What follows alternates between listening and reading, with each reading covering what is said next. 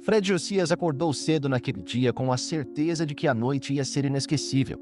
Desde manhã que o telefone dele não parava de tocar, eram convites, mensagens de fãs, combinados com o Mr. Ball, tudo para garantir que a presença deles na festa fosse estrondosa. Fred sempre gostou de chegar num evento causando. Não era homem de passar despercebido, muito menos quando estava ao lado de um nome de peso como Mr. Ball. Vestiu-se com o seu fato mais chamativo, perfume importado, corrente de ouro bem brilhante ao pescoço, tirou uma selfie, postou logo nas redes avisando que a noite prometia confusão boa. Quando deu a hora, Fred entrou na viatura, passou em casa do Mr. Ball. Os dois trocaram piadas, riram do que iam fazer e foram comentando que aquela noite não era para qualquer um, era para quem podia mesmo marcar presença e mostrar quem manda. Chegaram ao local da festa, luzes fortes, filas enormes na entrada, muita gente parada só para ver quem chegava. Fred saiu do carro primeiro, olhou em volta, levantou o queixo, sentiu os flashes dos telemóveis. Fãs a chamarem o nome dele, Mr. Ball logo atrás, de óculos escuros, mesmo de noite, só para mostrar estilo. Andaram devagar até a entrada, fizeram pose para fotos, cumprimentaram quem era importante, ignoraram quem não interessava. Quando chegaram ao segurança da entrada principal do camarote VIP, Fred fez questão de dar aquele sorriso maroto, mostrar que estava em casa, estendeu o pulso para mostrar a pulseira de convidado especial, mas logo notou que o segurança nem olhou para a pulseira. Olhou foi para a cara dele com uma expressão de quem não engolia a presença dele ali. Fred sentiu o primeiro sinal de que algo estava fora do lugar, mas respirou fundo e entrou como se nada fosse, porque naquela altura não queria estragar a vibe que tinha preparado o dia todo. Ele ainda não imaginava que aquele sorriso inicial ia virar motivo de provocação dali a pouco. Assim que Fred e Mr. Ball atravessaram o corredor e pisaram no camarote, a energia parecia mudar. A música alta vibrava no peito, luzes coloridas piscavam por todo lado, o cheiro de bebida, cara misturado com perfumes fortes, dava logo o sinal de que aquele era o canto reservado para quem se achava grande. Fred não demorou a mostrar presença. Foi logo levantando o copo, cumprimentando uns empresários que fingiam não o ver, mas não resistiam ao carisma dele. Mr. Ball sorria e gravava uns vídeos, soltava umas gargalhadas altas só para chamar a atenção de quem estava mais afastado. Mas, enquanto uns se aproximavam para dar abraço e fazer selfie, outros ficavam num canto cochichando, apontando disfarçadamente. Fred percebia tudo, cada risadinha abafada, cada olhar torto. Ele era mestre em disfarçar, mas por dentro começava a ferver. Pediu mais bebida, brindou alto, cantou uns refrões de músicas do Mr. Ball, mandou o recado para os invejosos ali mesmo, em voz alta, como quem brinca, mas quem entende sabe que era recado direto. Foi nesse clima que um segurança alto, cara fechada, aproximou-se pelas costas. Fred sentiu o toque no ombro, virou-se sem perder o sorriso, mas gelou quando ouviu o homem dizer que precisava conversar com ele fora dali. Fred ainda tentou rir, perguntou se era piada, mas o segurança só repetia seco que precisava que ele saísse.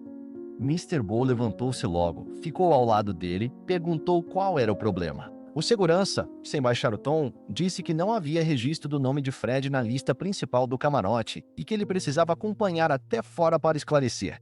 Naquele segundo, Fred sentiu o estômago embrulhar. Olhou para Mr. Ball tentando entender se era armação. Viu alguns rostos à volta começarem a sorrir disfarçado, gente a pegar o telemóvel para gravar.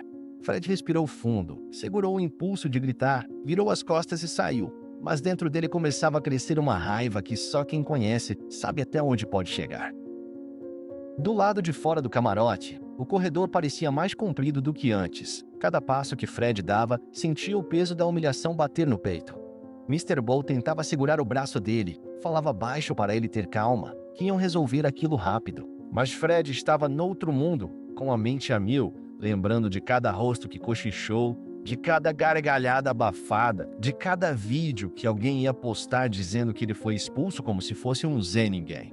Pararam perto de uma parede. Fred encostou-se ali, olhou em volta, sentiu as luzes do corredor piscarem na cara dele, mas tudo que ele via era o filme da vergonha que tinha acabado de passar. Mr. Ball dizia que conhecia o dono do evento, que ia ligar para resolver, mas Fred já nem ouvia. Na cabeça dele rodava uma única certeza: ninguém ia apagar a imagem dele assim, não naquela noite. Ele pensava nos anos que levou para construir o nome, para fazer o povo gritar o nome dele onde passasse, para ser temido e respeitado em qualquer lugar. E agora, um segurança qualquer, mandado sabe-se lá por quem, tinha decidido que ele não merecia estar ali dentro. Fred passou a mão na cara, respirou fundo, virou para Mr. Bow e disse num tom baixo, mas firme, que aquela história não acabava ali. Disse que se fosse preciso ele entrava outra vez, nem que fosse para comprar o camarote todo. Mr. Bow olhou para ele, deu um sorriso de quem conhece bem aquela fúria, bateu-lhe no ombro e disse: "Então, bora fazer isso agora." Foi nesse instante que Fred sentiu o sangue subir, endireitou a postura, ajeitou a corrente de ouro ao pescoço, puxou o telefone do bolso e ligou para alguém que sabia que podia virar o jogo em minutos. Enquanto isso, quem estava ali por perto já começava a perceber que aquele barraco estava longe de terminar. Fred ficou ali parado, olhando para o ecrã do telefone enquanto chamava o número que na cabeça dele era a chave para virar o jogo. Mr. Bow, impaciente, olhava para os lados, vigiava se alguém estava a gravar, sussurrava que era melhor fazer tudo rápido para não dar mais assunto para quem já estava a espalhar a fofoca. Do outro lado da linha, a chamada caiu na primeira tentativa. Fred suspirou, ligou de novo, desta vez segurando o telefone com as duas mãos, como quem segura uma arma que vai disparar uma bomba. Na terceira tentativa, a voz do outro lado atendeu, e Fred não perdeu tempo. Despejou logo tudo. Contou o que aconteceu, o atrevimento do segurança, a vergonha que passou, o olhar de quem queria vê-lo para baixo. A pessoa do outro lado ouviu calada e respondeu com uma frase curta que fez o coração de Fred bater mais forte: "Dá-me 5 minutos." Foi como se ligassem uma chave dentro dele. Desligou o telefone, olhou para Mr. Bow e disse que agora o jogo ia virar. Enquanto esperavam, Fred cruzava os braços, olhava de volta para o camarote como quem calcula cada rosto que ia engolir as palavras quando o visse entrar de novo.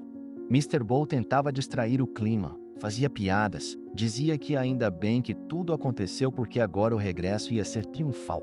Fred não sorria, só balançava a cabeça, concordava em silêncio, mas dentro dele a raiva misturava-se com uma satisfação mal disfarçada. Ele já começava a imaginar como ia ser cada segundo dali para frente, como ia saborear o olhar de quem queria humilhá-lo. Foi nesse meio tempo que um outro segurança, mais novo, apareceu correndo, olhando para Fred com uma mistura de medo e respeito, dizendo que precisava falar com ele imediatamente.